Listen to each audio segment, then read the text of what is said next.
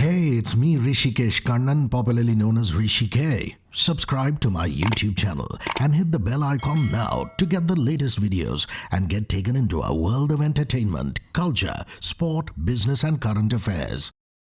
Is that when you think of a film which is set in Bangladesh, you say, okay, fine, Bangla, smattering of Hindi, but the film is completely in Hindi, and I'd like you to explain that. I believe stories do not have borders, stories do not have languages. Name your favorite German Holocaust movie. You know, the most memorable films on the Holocaust are in English. One of the most memorable shows has been Chernobyl, which is in English. So I think storytellers are not bound by language. They never have been, which is how some incredible international work gets recognized at the Cannes Film Festival.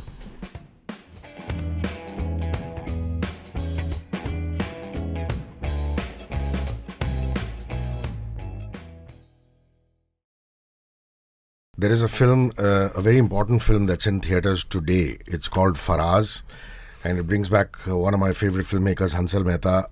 Hansal, so nice to see you. How are you? Very good. And Aditya Rawal and Zahan Kapoor, who really are stars, if not already, then at least stars in the making. Zahan, how are you, man? I'm very good, thank you. You're too kind. Aditya, how are you? Doing very well, thank you. So I'm going to start at the obvious point. It's based on a true story, and this is something that happened in Bangladesh. And from the little bit that you told me, it was Mahesh Bhatt who brought your attention to this story. Talk to me about that. Bhatt Sahab, you saw the film, and there's a speech right at the end of the film. So delivered by Juhi Babbar in the film. Yeah. Yeah. So that Bhatt Sahab was there for that event when Faraaz was awarded posthumously for his bravery. He called me from there and said, there's an inspiring story. I think you should look at it. And that began that exploration. And I was looking for something. It's not a very conscious thing, but something to complete a kind of trilogy. Shahid, Omerta, and now Faraaz. And suddenly I felt that maybe this is the story. Like Faraaz is the great way to round off the trilogy. Story. It began with the story of a guy who gave his life for the right thing, and it ends with that. In the center, you have a guy who's alive and who was a complete ass. Yeah. And Zahan, this basically was a hostage situation in Dhaka. Where exactly? It took place at the Holy Artisan Bakery in Gulshan. It was a very kind of high-profile neighborhood. Posh neighborhood where all the embassies and things like that, the consulates were. And it was quite a well-known cafe. A lot of people would frequent it. And one night in the holy month of Ramzan, 5 young men entered and laid siege to that place, unbeknownst to anyone who was there, unbeknownst to any of the authorities. And we've tried to reinterpret and recreate that one night in this movie, and based on the accounts of survivors and journalists and a book also that was bought, the rights of which were bought. And we've tried to kind of piece that together and retell the story. And Aditya, in essence, it also talks about radical Islam versus moderate Islam, which is your character, which is radical Islam, and Zahan's character, which is moderate Islam. So a little bit of that, about that. So I think that, that was my first conversation with Hansal sir. Also, we were speaking about that. In fact, he was, very much, from the get-go, his intent was, it's kind of a collision of the spirits of Shahid and Omerta.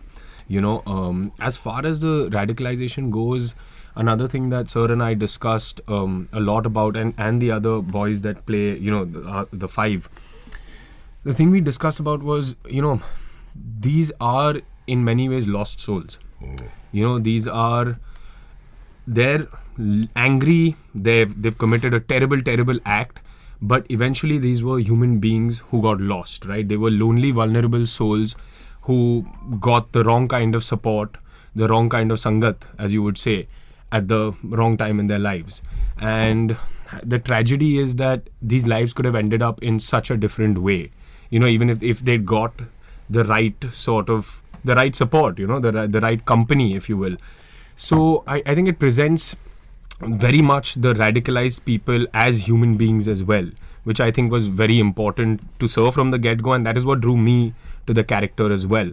And then once you have gone down that path of radicalization, when you're confronted by reason, by rationality, by the moderate spirit, it really puts into light for the characters and hopefully for the audience as well the real tragedy of the direction your life could have gone in. True.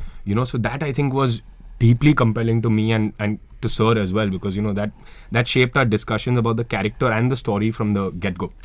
I mean, there are many reasons why I have so much respect for you, Hansal, but one of the myriad of reasons why I have so much respect for you is because the whole notion of radical Islam has been turned on its head.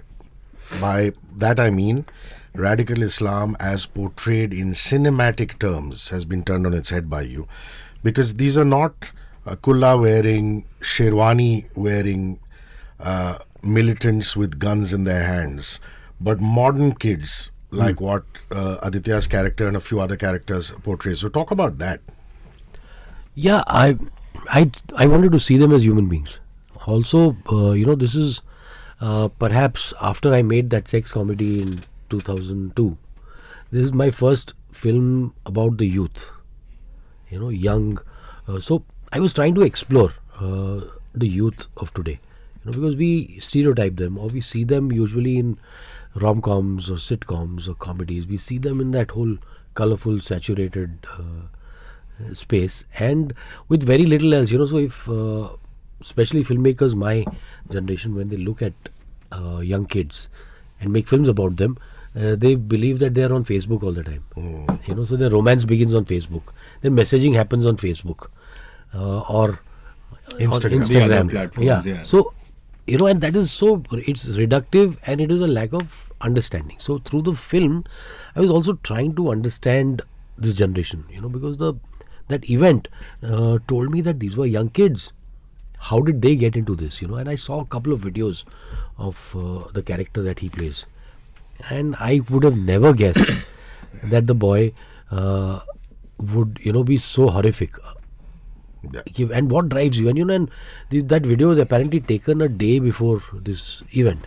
So he looked like a normal guy in a car with his friends listening to music, Cracking jokes. So it's even when they came into the cafe, they were carrying until they unzipped the bags, they looked like they were just going for a snack. Yeah.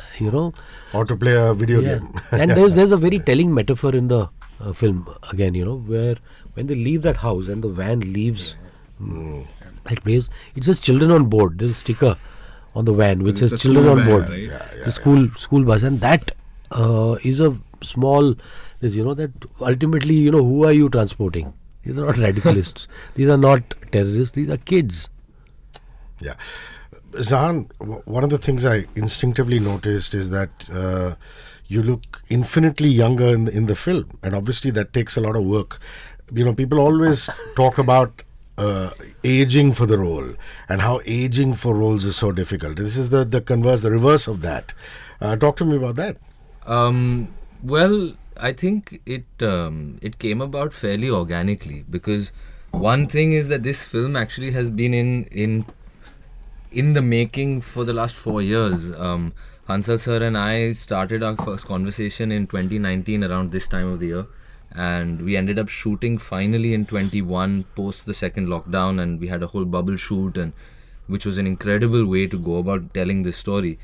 But coming to me specifically, it was just about, like Hansal sir said from the beginning, is we were trying to find these characters and find their sense of innocence and find the worlds that they inhabited organically, and then find ourselves there.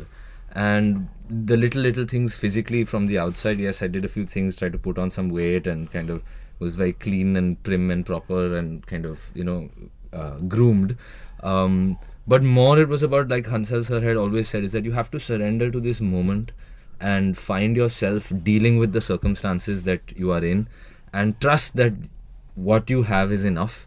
And that was a great kind of piece of advice and guidance from a filmmaker who's so experienced to young actors who are doing this for the first time. Yeah, so That's a lovely a answer. lot of credit needs to go to the guy who used to shave him. Give him a clean shave. Like, he was so clean shaven Yeah. that it was difficult to imagine that he had a stubble like this. He looks like a little boy. Yeah, so religiously, like really clean shave. Yeah. So the Nai would come with his ustra, and there was a nice clean shave. So when I also saw him the first day when we did the look test, Yeah. it was a complete transformation. And we cut my hair. I had longer hair at the time. So and things. And I we mean, I just think did it for Mua's credit to Mua. Mua is makeup artist. Makeup artist, Kritika. So, all makeup artists add this to their Instagram handles. Yeah. Mua. So Kritika is our makeup artist. So, while you don't see the makeup, there's an incredible amount of makeup and prosthetics in the film. Yes. I'd be damned. I never thought of that. Yeah, incredible amount of that. So you have 25 dead bodies. Sure. We shot with them for 15 days. Those guys would come, report to shoot, get all their wounds, and Hi, bechare. And just be there. Yeah. and just be there. And But it was even it their look had to change. Like, every day was a different time in the night. So slowly your look gets a little more frazzled. More and more haggard. I mean, it's a totally de-glam shoot. So we're adding dark circles. We're adding But chapped it's happening lips. very, But very slowly, gradually, slowly, very yeah. subtly. They're wearing the same clothes. Yeah. So the costume department only has to ensure that those clothes don't look fresh the next day. Correct. So it was a different kind of challenge, I think. And Zahan, I mean, I saw when I met him at Prithvi, this is 2019. So he was a very shy guy. We had never exchanged more than a sentence before. And we were neighbors. Oh, wow. We were neighbors. We used to. His dad was my landlord, so I used to see him in the lift, and he would barely smile back. I was just very nervous. I just didn't know how we to never approach never people. spoke. Yeah. So I even I met him in the lift. Did not ask him anything. I went to the office and I asked Bhatt Sahab to call his dad, to call Kunal, then ask him if he wants to act. And that's where the conversation started. And when we took him to Dhaka, a lot of people who knew Faraaz, close to Faraaz, almost wanted to keep him back. Wow. Yeah, so that told me that somewhere we did the right thing. Wonderful. Aditya, it's not an easy part to play. I mean, it's. I remember seeing you play this Adivasi character in Arya Par, which is the Disney Plus Hotstar OTT series, and marveling at how you deconstructed that one. But this is a whole different animal, this particular character. For example, there are times when you feel, hey, he's a regular Joe.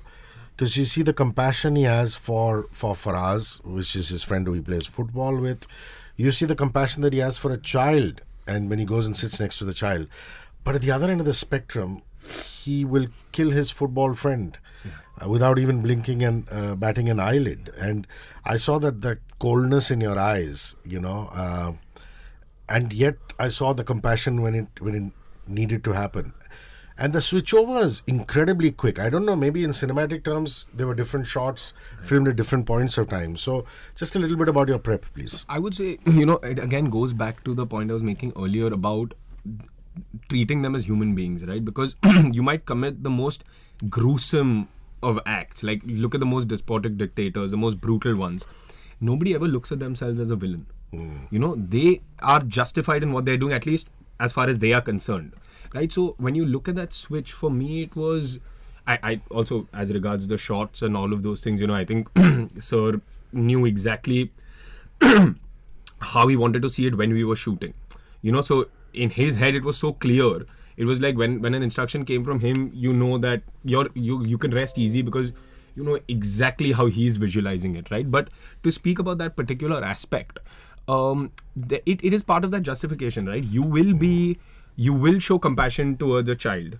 You will show compassion in this case towards a Muslim, albeit moderate, who is following the tenets of the religion in a far more faithful way, in the opinion of the character, than other people, than other Muslims in the world do. Right? So there is compassion reserved for those people. The rest are the enemy. Yeah. You know what I'm saying? The people that he takes down, in his opinion, are the enemy. And that's, if you think about, even our regular lives, when we are dealing with people that, to put it crudely, people that we approve of, we deal with them with sort of with a softer touch. And the ones that we don't, we can often be very exacting. And I think the same applies here, but of course it's maximized and it's enlarged and turned up in a very, very big way. So Hansal, again, for the moderates and the secularists, your cinema speaks in a variety of tones. And for me, Hansal Mehta's film set in a backdrop of Bangladesh is very unique because the film is layered over with wonderful examples of secularity, of modernism, of being moderate. And I'd leave you to talk about that. I mean, Bangladesh society we know is matriarchal in a lot of ways. The women in power and the kind of prestige they enjoy in society, influenced by the poetry of Nazrul Islam as well as Gurudev Rabindranath Tagore. But the names in particular, I'd like you to talk about that. Yeah, you see, when we went to Dhaka, one of the things that struck me was they were preparing for Navratri. So we went to one side, we saw the Parliament House, where you almost felt like you were in a city that was part of Pakistan. And then somebody said, well, it was built when the occupation happened. Yeah, when when it was East Pakistan. So, but on one hand you have that, and when we went towards the university, we saw lot of this preparation. So I almost felt like I was in Kolkata. It didn't feel any different. I fell in love with the cuisine. I met people, and everybody was Bikash, Rajib, so the Samir, the names were so there was their identity was not linked to religion, and which is why the formation of Pakistan in itself with Bangladesh as a part of it was very wrong, because how do you link that? They never believed that their identity was linked to religion, and I feel my identity is not linked to my religion. Nor is any Indian's identity linked to religion. That is the that gives it's the profit-making peg for the politicians. Religion and caste. Religion, caste, class. Otherwise, our identities are all connected to what we do. And so I wanted to. After Dhaka, I felt even more strongly. So there were questions that you are forwarding the good Muslim, bad Muslim narrative, and no, that is not the point. The point is to disengage from your religious identity and distinguish between good and bad. And that I think we were very. It's unconscious when we are writing. So it's also the people that your bedfellows. This story came from Bhatt Sahab. Correct. The story came from Mahesh Bhatt. My writers, my writing team, Raghav, Kashyap, Ritesh Shah, the entire team that worked on it, everybody has an identity because of what they do. Correct. The profession. The profession, they're passionate about their work. And religion for them is an extension of that. True. It is not their defining factor. Yeah. Zahan, I can't help but look at the two of you, Aditya and you, and not be reminded of, the career paths of Pratik Gandhi and Rajkummar Rao. And indeed, I know Raj and I know Pratik from before they did a Hansal Mehta film. And I know how much it's changed them, Yeah. I remember meeting Raj first when he did that film for Aditya Kapoor and Dibakar called Love, Sex or Dhoka. And Pratik when he was doing his Gandhi plays, when we were doing some promotions for him. And I've seen that particular change. And I want to ask you that. One thing is you were the quintessential shy guy, which now has been explored. But other than that, having done a Hansal Mehta film, how much has it changed you as a human being? In what kind of ways? Okay, so firstly though, I think the names you took like Rajkummar Rao, Pratik Gandhi, Ayushmann Khurrana, Vicky Kaushal, I am truly inspired by their careers and their film choices. They are people who have put the story first. They have lent themselves to the roles, and they have grown with each film, each choice. I would love to be able to have or boast of a similar trajectory. It is nothing short of a great opportunity and good fortune to have worked with Hansal sir in my first film. It was a shot in the dark. He didn't have a script at the time when we met. It was just the inkling of a story and the instinct that this has something in it to be told, and it needs to be told. And jumping in the deep end with him like that and the journey we took, especially the visit to Dhaka, to Bangladesh, to meeting the people who were involved in some way or form, victims, journalists, survivors, family members, things like that. And then working through the script, workshopping a tremendous amount. We were thrown in as an ensemble to do some incredible training with Hansal sir's old associate Ikhlaq Khan, who taught us about the basic tenets, taught us how to recite the prayers, to understand the Quran Sharif, to understand the meanings of those things. So the learning curve on something like this is so big and is so special. And then to work alongside people who on every level really want to be there, who really want to give it their all. And I really think that you can see that in the film, and there's so much new talent. There's so much, even behind the camera, there's people who are doing it for the first time. There's, the editor, the music composer, the producers themselves are young and fresh. The DOP Pratham Mehta's second his first feature. His first feature film. Scam was a show, his first show. So all of us, we kind of all came under his vision and his guidance, and Anubhav sir also being there to kind of be that invisible support behind everyone and say, just go and do what you need to do, was a very, very, very special experience. And I don't think I could have manufactured it. I don't think I could have tried to strategize and say, aise hi karna hai. I feel like it just happened, and it has changed us in terms of how we understand how to approach a role, how to understand the commitment it takes to really inhabit something, and to be in a space where you just have to trust and surrender. I think that's one of the biggest lessons coming from this. Yeah, Aditya, I wanted to add to that, especially considering that there is a part of the Quran Sharif that you ask the hostages to say. What is it called? So it's it is basically when they sort of hold the cafe it's hostage. Called something. It's a surah. The surah, right? Yeah. But it could be any particular surah. The idea is that you go into the cafe, you hold the people hostage, you kill the non-Muslims, as in the characters. Mm-hmm. They shoot down the non-Muslims, the foreigners, so to speak, as well. And then for the remaining hostages to prove their Muslim identity, they have to say the surah to sort of then so be my logical question is, you could have easily, as an actor, for a growth of an actor, it's equally important to, you could have been saying the Hanuman Chalisa, right, or you could have been saying the surah. Yeah.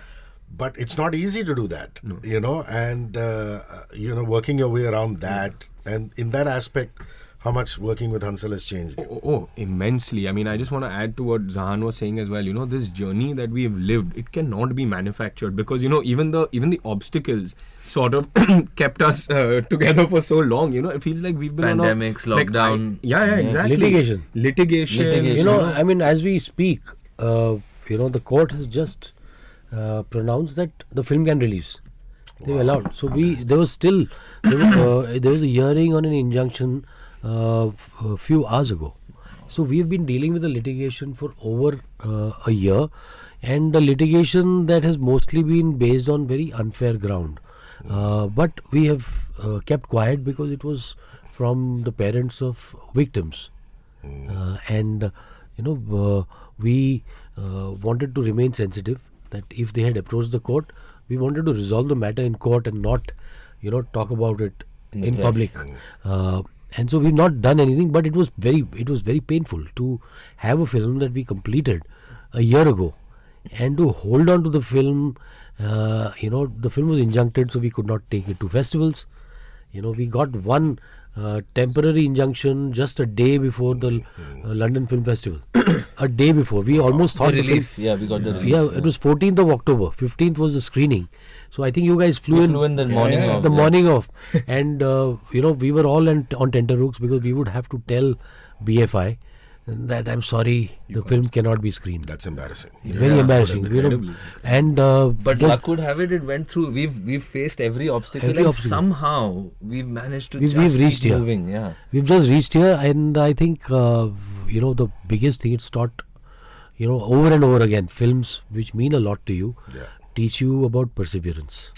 Yeah, totally. The film is in theatres today. Please give it a lot of love. I know there are big, large entertainment capers, but along with it, we all have the attention span to take in a gem of a film. And the runtime is just beautiful. It's 1 hour 47 minutes. 1 hour 47 minutes. It is playing in some selected screens across the country. Yeah, just check local listings. Local listings. It has some very premium show timings. So you will be in the theatre with people who like the cinema served the way Faraaz serves it. So it's designed for people who like their cinema to provoke thought. And it's a truly immersive experience. It really is cinematic in that way. It would be incredible for as many people to go and kind of share that experience and kind of participate in it. We encourage everyone to do it. Yeah, please. Great cinema is cinema that stays with you and long after you watched it. It's still with me. I came out, for a while I was really stunned. All my senses had to slowly come back to normal. My hearing, my smell, my sight, my sound, and that's how powerful it is. A question that you addressed for me personally after the film was out, I had this wonderful discussion with you, but I wanted to address it to whoever's watching, listening, is the lingua franca of the film. Don't get me wrong, it is just how my conditioning is, how all of our conditioning is. I can't be blamed, got to be easy on myself. Is that when you think of a film which is set in Bangladesh, you say, okay, fine, Bangla, smattering of Hindi, but the film is completely in Hindi, and I'd like you to explain that. Yeah, I believe stories do not have borders, stories do not have languages. Name your favorite German Holocaust movie. The most memorable films on the Holocaust are in English. One of the most memorable shows has been Chernobyl, which is in English. So I think storytellers are not bound by language. They never have been, which is how some incredible international work gets recognized at the Cannes Film Festival. And so storytelling has always been without borders. So you have to choose the right way to tell the story. Shahid Azmi was a Bombay boy, hardcore Bombay boy. I chose a boy from Gurgaon to play Rajkummar. Correct. So as long as the soul, the spirit of the character and the spirit of the story is communicated, I think faking the accent is not the best way to go about it. There's certain stories where you say, okay, I want that. Like I did Scam. I chose Gujarati actors because there was a cultural specificity and it was a long show. So we used Gujarati actors for Gujarati parts. Aditya, the band of boys who take over the restaurant, which is the extremists in this case. Again, very interesting ensemble of actors. One of them was at the screening. Name them, and one of them was at the screening. And he's the guy. He's the reluctant customer who suddenly says, he's over enthusiastic in the beginning. And then he photos for the lack of any other word. Yeah. So mention. So Sachin Lalwani plays Rohan, who's outwardly the most bombastic, the most brutal one. Who then, I don't want to spoil too much, but then he undergoes this really upsetting change that really puts into light actions like terrorism and about how fragile that it is, brainwashing is actually, and under when it's put under the scanner or when you're really put in the corner, it all breaks down. He represents that. Then there is Jatin Sareen playing Mubashir, who's just a fantastic actor. His ease and his the way the natural the naturalistic flavor that he brings to his work is just fantastic. And then there's Harshal Pawar, who is playing Bikash, and Ninad Bhatt, who's playing Khairul. Both of them, I think it was their first film as well. They were just, it was just amazing having this. They were nervous boys. very nervous boys, and so we use that nervousness. They would.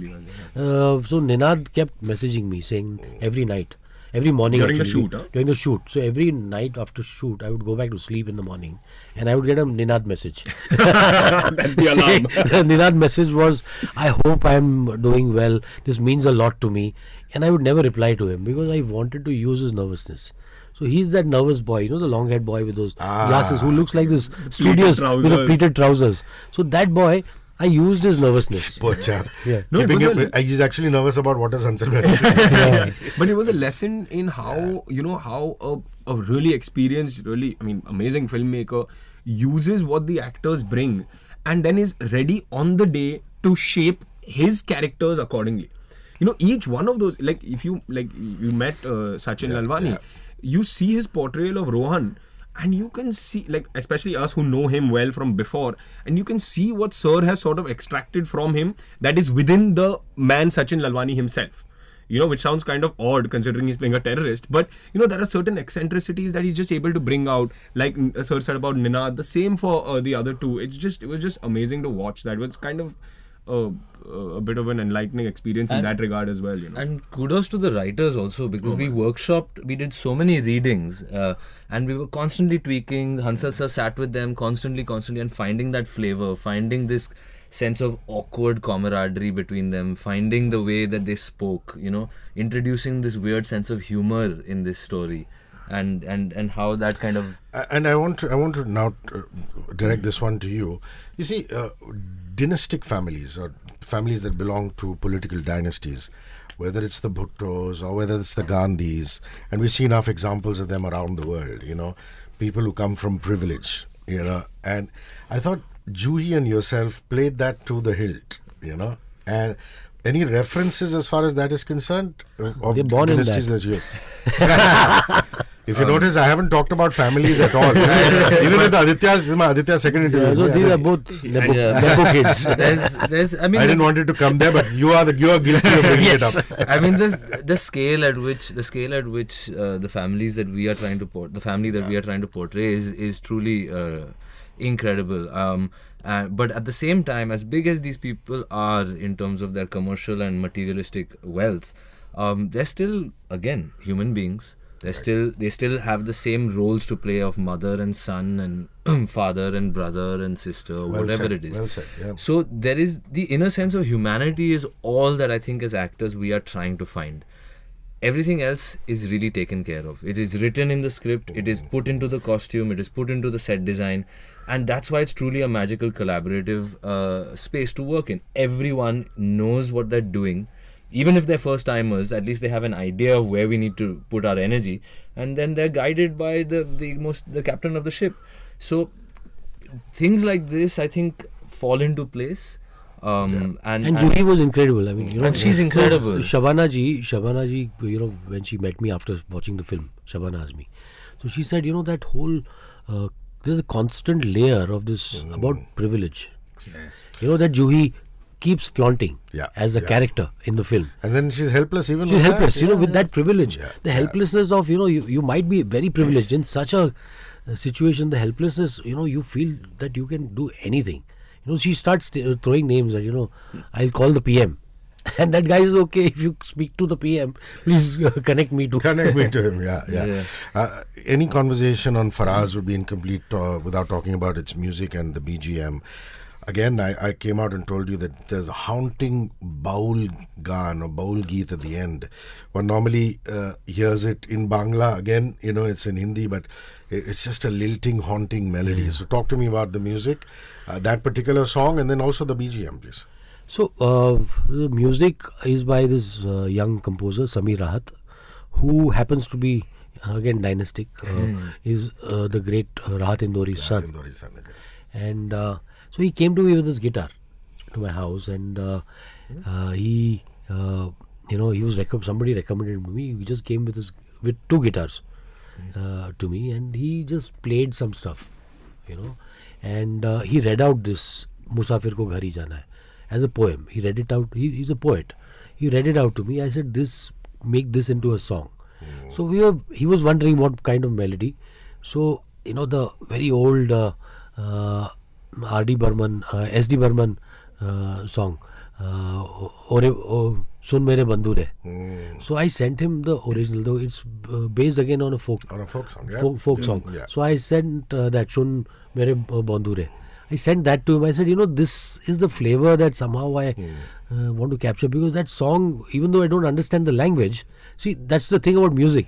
It transcends language if it's beautiful. That the Bengali version sung by, bowl singers, it just breaks your heart. Yeah. You don't understand the lyrics completely, but they break your heart. So I said, can you... And so he came back with this, recorded in the singer's voice. And he said, this is a scratch recording, and this is somebody who has sung it. Now, if the music company wants another singer, I said, no other singer, and don't re-record now. There's a rawness in a rendition. Keep it. Beautiful. Keep that, So, that sort of set the tone for the background music. If you see the film again, it's very minimalist. There's hardly any music in the film. It's playing on silences. Lots of silences, and the sound design by again Mandar Kulkarni, who's a old collaborator of mine. He's been with me since Shahid. So he's sort of built this sound which immerses you, which pulls you. So we did not want background music to make you feel, to make you otherwise the thing about most of Hindi film background music, even Hollywood, is that it forces you to feel.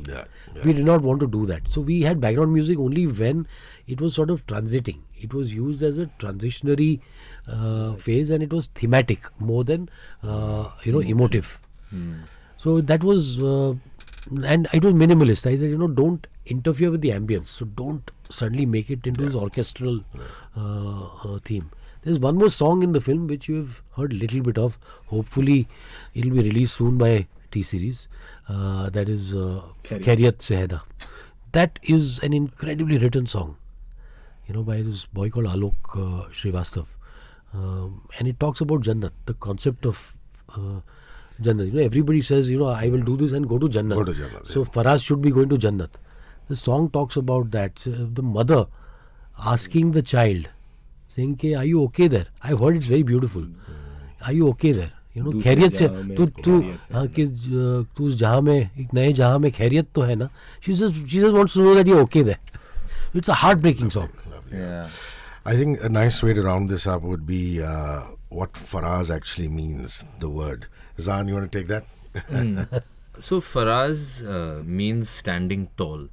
And this was a title that was given by Bhatt Sahab, I think, or is that correct? Yeah. No. Faraaz was the character was there, character. And standing tall became the theme of the film. The spirit of the film, absolutely. The spirit of the film. And that's what Hansal sir said a couple of days ago. In fact, is that it's not just about Faraaz standing tall. It's about so many people in that story who had to stand tall and had to do the unthinkable or the unpredictable. Like the cops outside. Exactly. Yeah. They were there. They were waiting for instructions, but they spent the whole night. So many injured. So many lost their lives. Yeah. So So and it ties the soul of the film together, like Hansal sir said. It's look at their bands. It says "We are Faraaz." And we got these from Dhaka. Yeah, this is from the foundation in his the memory. Faraaz Foundation. It's wonderful that you were able to get all those old pictures of the end credits, which is beautiful. Faraaz in theatres. Check your local listings wherever you are. Please watch. Give it a lot of love. Directed by Hansal Mehta. It stars Zahan Kapoor, Aditya Rawal, and actually a wonderful cast, Juhi Babbar, and a whole lot more. Thank you very much, gentlemen. Cheers. Thank you. All the best. Thank you very much.